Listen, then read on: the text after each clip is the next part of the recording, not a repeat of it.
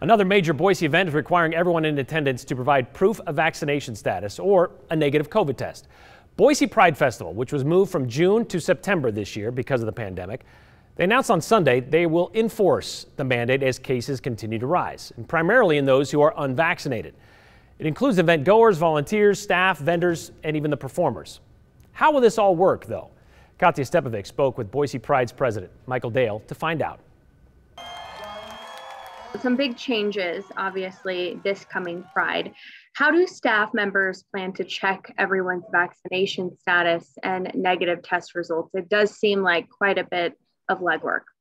Yeah, so we're still building those pieces out. We need to make a decision first and foremost of how we're going to plan to do it, as far as how to announce to do it. So we got two things in place right now to work with an app program called Bindle that will allow people to upload and self-verify either their negative test or their vaccination status. And then from there at the festival, we'll have individual checkpoints to verify those apps and see a wristband that'll be valid for all 3 days of the event.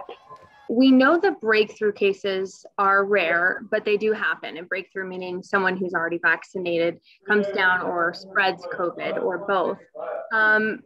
What's your suggested mask use for vaccinated and unvaccinated?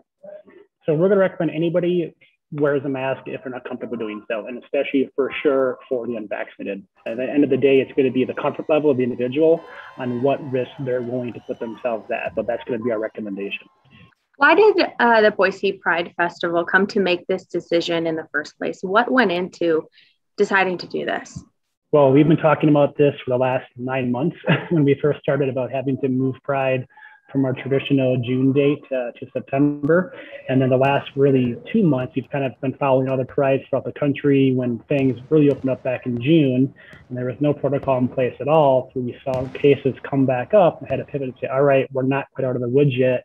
How are we going to handle this? So we met almost daily via phone calls and emails, and we engaged our public health partners on the state and city level about 3 weeks ago to kind of get their opinion behind it.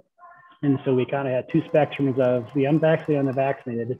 And so the take on the safety measure we take now covers everybody. And if we didn't cover anybody, there's more risk there than to cover everybody. And so we felt it was in the best interest to cover everybody and be responsible and make sure we did the right things for all of our vendors, it's our attendees, it's our sponsors, and it's our talent. So it covers not just those that are coming to visit as a guest.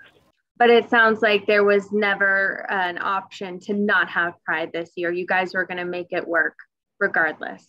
Yeah, that's been our decision at the onset from moving it from June to September. We had virtual Pride in 2020, which was a big hit. And because that was so successful, we are still going to broadcast all of our content online. So for those that don't want to come to the festival still, even if they're unvaccinated or just don't feel safe in general, there will be an option to still watch the entire event online. So there is a way to still be engaged, and in person, you can still follow along at home. All right, Katya, so this isn't the first big event in Boise to kind of have a situation like this where they're asking for vaccinations or negative tests. Tree 4 did it, but they're a 5-day event and they go for a while. They also have some indoor venues. This is a little bit different. Shorter event, most of it outside. Are they going to require this, or how are they going to do this? More than once? Well, they have that advantage because they're completely outside, and as much as they would like to test and check for vaccination statuses every single day, Boise Pride is a free event, so they don't have the capacity to test or check 3 times or every day for 3 days.